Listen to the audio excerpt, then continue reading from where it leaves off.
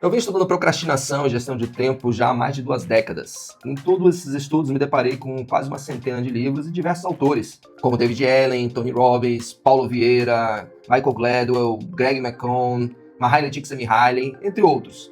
E eu pude concluir, que ao longo dessas 2 décadas de estudo, que tenho 9 dicas para compartilhar, das quais aprendi ou me inspirei, das quais eu utilizo com frequência para administrar o meu tempo, a minha produtividade. Vamos às dicas. A primeira delas é: gerencie a sua mente, não o seu tempo.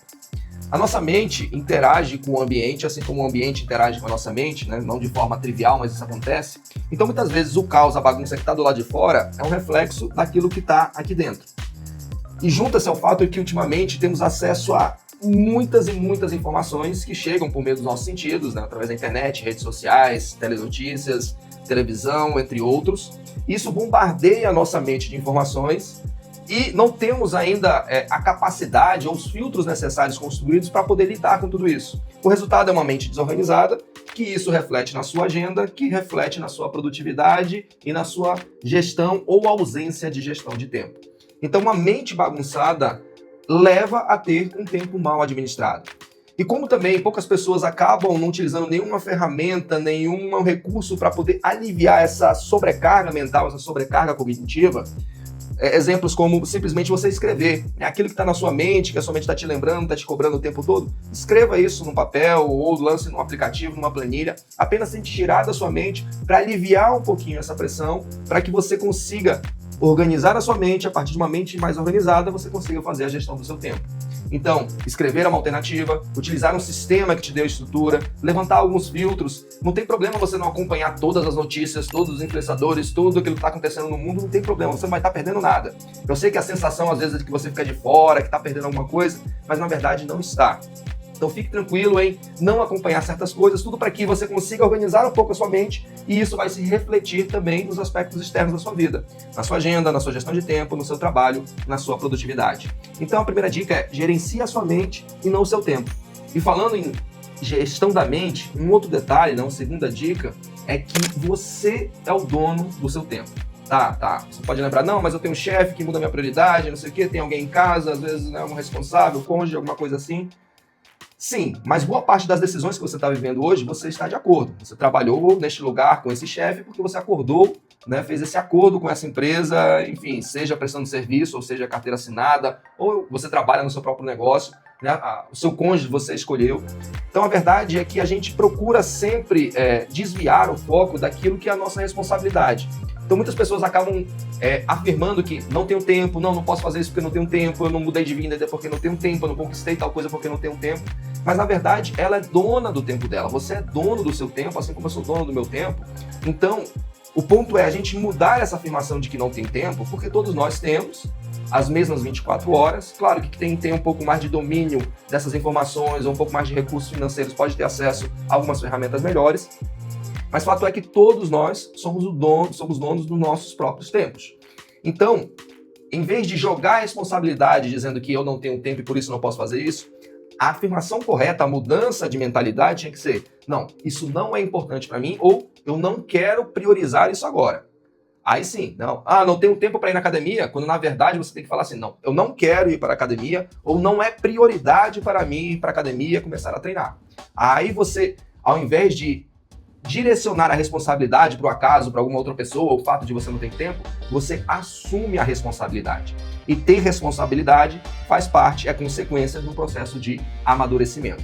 E a terceira dica consiste na utilização de agendas e listas. Seguindo na linha da primeira dica de esvaziar um pouco a sobrecarga mental, a agenda e até mesmo listas são ótimos recursos, ferramentas muito simples, mas com potencial muito grande de tirar um pouco do peso da nossa mente e colocar nessas ferramentas. Então, a simples utilização delas nos ajuda a esvaziar aquilo que são as nossas gavetas mentais.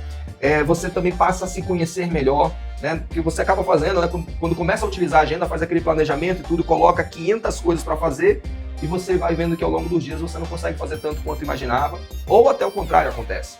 Então, além de ser uma ferramenta para ser útil para aliviar a sobrecarga mental, também serve como ferramenta de autoconhecimento. E isso também, o fato de você conseguir colocar as informações em uma agenda, em uma lista de tarefas, aquilo que você vai fazer no dia, aquilo que é mais importante, diminui também uma coisa chamada fadiga decisória. Porque se você o tempo todo tem que terminar uma tarefa, não, agora eu vou decidir o que eu vou fazer depois. Tomar decisões gasta calorias, gasta energia e leva a uma fadiga mental. Por isso que às vezes você mesmo trabalhando de repente num escritório, sentado no computador o dia inteiro, você pode ficar esgotado tal qual você tivesse corrido, treinado por bastante tempo. Porque o fato de você ficar tomando decisões o tempo todo esgota também a sua energia, né? Gera essa fadiga mental. Então, quando você transmite esse planejamento para uma ferramenta como uma agenda e coloca, não, aqui em tal horário eu vou fazer tal tarefa, tal tarefa, tal tarefa, você não precisa ficar decidindo. Basta você seguir o que foi colocado ali na agenda, na lista, e não ter que tomar decisão de qual a próxima prioridade, o que é importante fazer ou não. Você apenas segue ali aquilo que foi planejado. E vamos para a nossa quarta dica, que é priorize o não.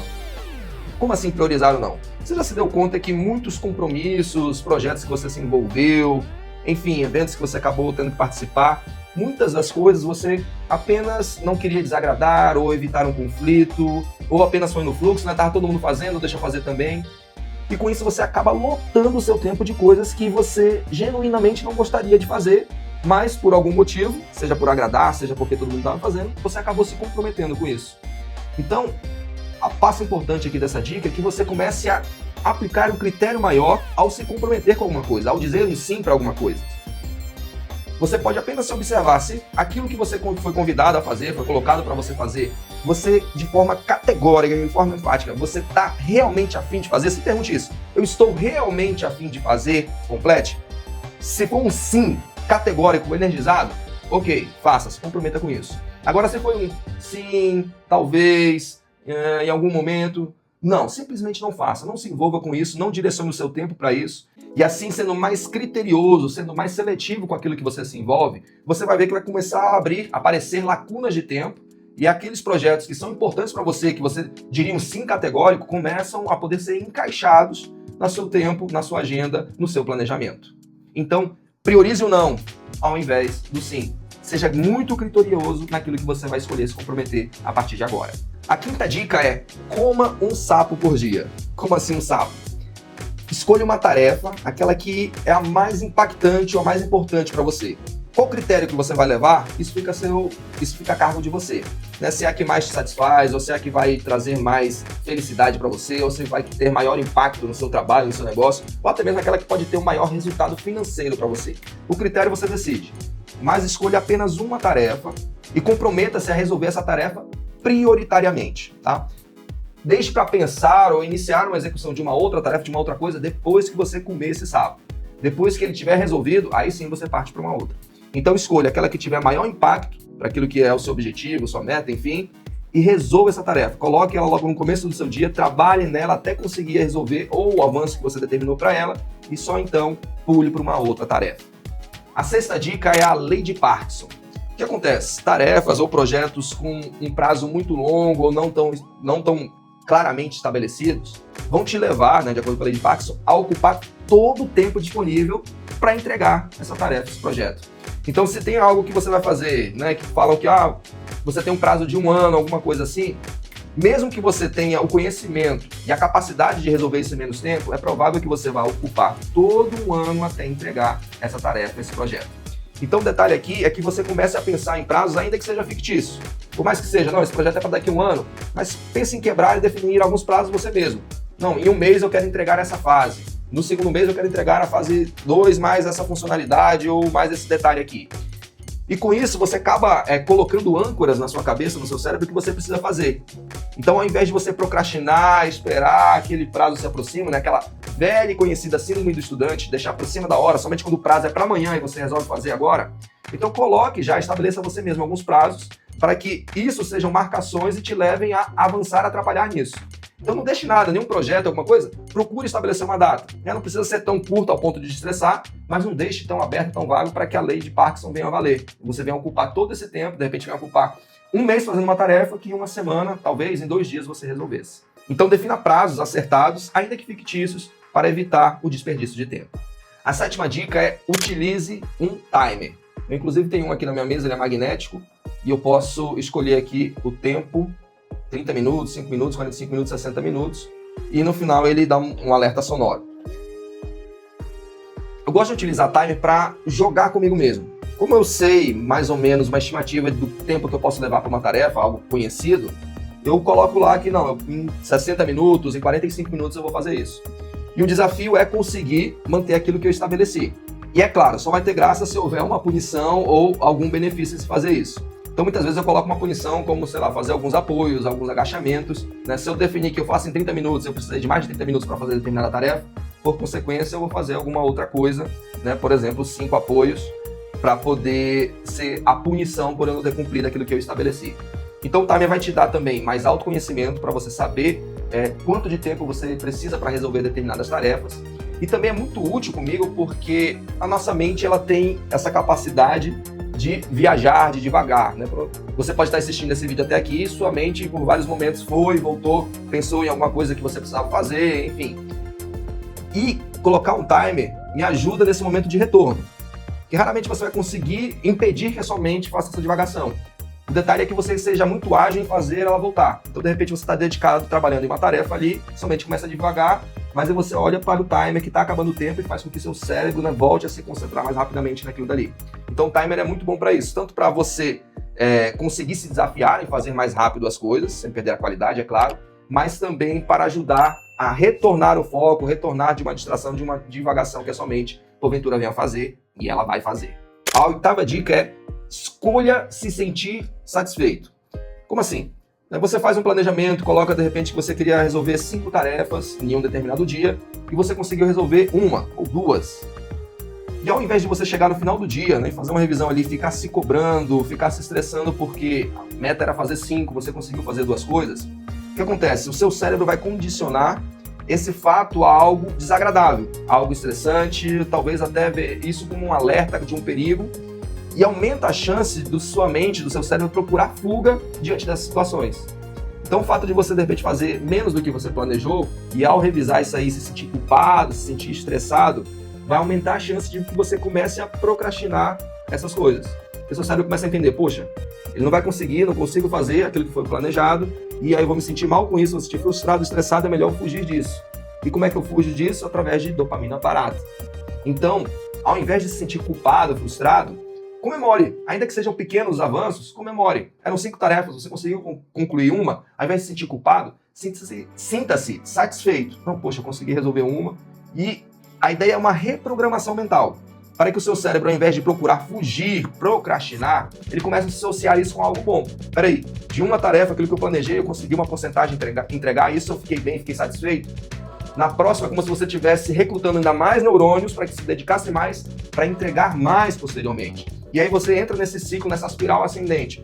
Quanto mais você conseguir entregar, mais satisfeito você vai se sentir, mais você vai se dedicar em entregar mais, e muito provavelmente em poucos dias você vai conseguir planejar e entregar tudo que você planejou para um determinado dia. Então, ao invés de se sentir ali culpado ou frustrado, sinta-se satisfeito e comemore, ainda que sejam pequenas vitórias ou pequenos passos rumo à sua versão mais produtiva. E a última dica, ela já é um pouco mais avançada, né? Eu sugiro que se você for começar, comece por alguma das outras, que é delegar. Delegue, ou seja, passe a responsabilidade para uma outra pessoa ou até mesmo para um objeto.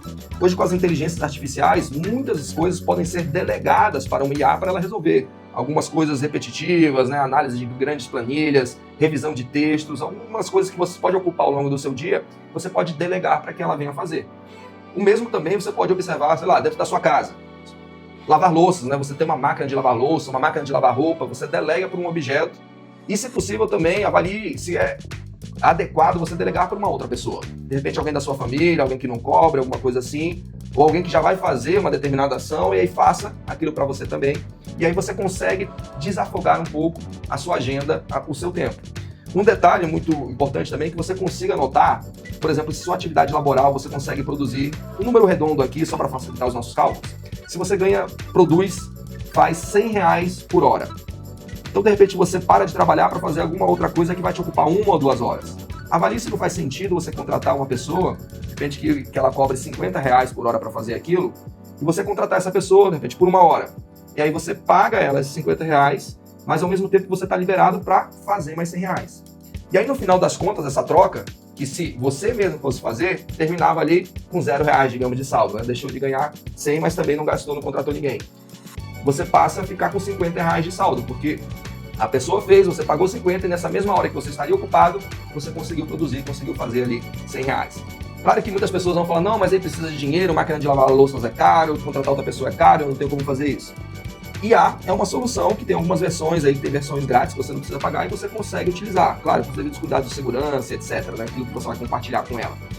Mas o fato é, procure formas criativas, vire a partir de hoje um investigador daquilo que você pode delegar na sua vida. Aquilo que fizer sentido, né, que não for a sua atividade principal, comece a delegar, seja para um IA, seja para um objeto, seja para alguma outra pessoa, seja contratando uma outra pessoa. Porque você fazendo isso, abre um espaço, abre lacunas gigantescas na sua agenda, permitindo que você se foque cada vez mais naquilo que é essencial, naquilo que é mais importante para você. Então, essas foram as 9 dicas que eu estou compartilhando aqui com você. Já curte o vídeo, se inscreve no canal, envia esse vídeo para alguém que está precisando ali aprimorar a sua gestão de tempo, né? Alguém que diz que vai fazer e acaba não fazendo, ou que fica falando que não tem tempo, quando na verdade ela não quer fazer. A minha missão aqui é que você passe a ter tempo para viver de verdade, ou seja, se dedicar naquilo que é importante para você, e vamos juntos, atrás de um Brasil mais produtivo, sendo 1% melhor todos os dias.